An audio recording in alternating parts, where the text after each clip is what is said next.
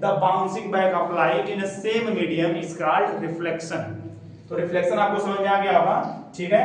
अब चलिए मैं बात करता हूं लॉस ऑफ रिफ्लेक्शन, यानी लॉस ऑफ रिफ्लेक्शन यानी प्रकाश के परावर्तन के नियम। तो आप जानते हैं लॉस ऑफ रिफ्लेक्शन कितने होते हैं? दो रिफ्लेक्शन के लॉ होते हैं। एक first law angle I is equal to angle R. जो एंगल आई है वो एंगल आर के बराबर होता है। Angle I means incidence, angle of incidence, angle R means angle of reflection. तो मैं बता दूं एंगल आई और एंगल आर किसे बोलते हैं। देखिए नॉर्मल और इंसिडेंट रे, इंसिडेंट रे और नॉर्मल के बीच जो एंगल बना है ये उसे बोलते हैं एंगल ऑफ इंसिडेंस, यानी आपतन को क्या बोलते हैं हिंदी में? आपतन को। नॉर्मल और इंसिडेंट के बीच में जो एंगल फॉर्म होता है उसे बोलते हैं एंगल ऑफ इंसिडेंस, और नॉर्मल और रिफ्लेक्टेड रे के बीच में जो एंगल फॉर्म होता है उसे बोलते हैं एंगल ऑफ रिफ्लेक्शन, यानी परावर्तन को। ठीक है, हिंदी बोलेंगे तो समझ में आ गया। एंगल ऑफ इंसिडेंस किसके बीच बनता है? नॉर्मल और इंसिडेंट रे के बीच। और एंगल ऑफ रिफ्लेक्शन नॉर्मल और रिफ्लेक्टेड रे के जो बीच एंगल बनता है उसे बोलते हैं एंगल ऑफ रिफ्लेक्शन। तो वही कह रहा है फर्स्ट लॉ में कि फर्स्ट लॉ ये angle I is equal to always, angle I is always equal to angle R. जो एंगल आई है वो एंगल आर के हमेशा बराबर होता है।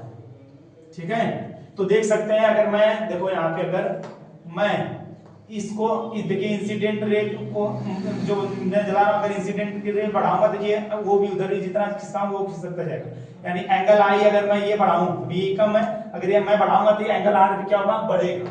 यानी हमेशा एंगल आई जो है एंगल आर के बराबर होता है। तो जैसे देखिए मैं यहाँ पर करीब क्या देखिए अगर नॉर्मल सीधा सेम इसी पॉइंट पे आ जाएगी रिफ्लेक्ट होके, यानी एंगल आई अगर जीरो करूं तो एंगल आर जीरो हो जाएगा। अगर एंगल आई धीरे धीरे बढ़ाऊंगा तो एंगल आर भी क्या होगा? बढ़ेगा। ठीक है, इस तरह से आप देख सकते हैं। तो एंगल आई बढ़ाने पर एंगल आर भी क्या होता है? बढ़ता है। ठीक है, इस तरह से अगर एंगल आई बढ़ाएंगे तो एंगल आर भी बढ़ेगा। इट मींस फर्स्ट रूल यही, नियम लॉ यही है कि एंगल जो आई है एंगल आर के बराबर होता है। और सेकंड क्या है लॉस ऑफ रिफ्लेक्शन का? Incident ray, incident point, reflected ray and normal lie in the same plane, lie in the same plane. यानी इंसिडेंट रे और इंसिडेंट पॉइंट और reflected ray and normal lie in the same plane. देखिए जो ये सब जो point है, incident ray है और इसके बाद रिफ्लेक्टेड रे है, नॉर्मल है, इंसिडेंट पॉइंट है, ये सब क्या है? एक ही प्लेन में है। सब के सब एक ही प्लेन में है कि नहीं? तो यही सेकंड नियम है कि ये ले यानी यही कहा गया है इंसिडेंट रे रटना नहीं आपको। यही देखिए फिगर के माध्यम से अगर आप लोगों ने फिगर को समझ लिया तो आपको पूरा समझना। देखिए यही लिखा हूं incident ray, incident point, reflected ray and normal lie in the same plane. यानी ये जो इंसिडेंट रे है, इंसिडेंट पॉइंट है, रिफ्लेक्टेड है और नॉर्मल है, ये एक ही तल में स्थित है, लाई इन द सेम प्लेन। ठीक है, तो ये यहाँ क्या होगा?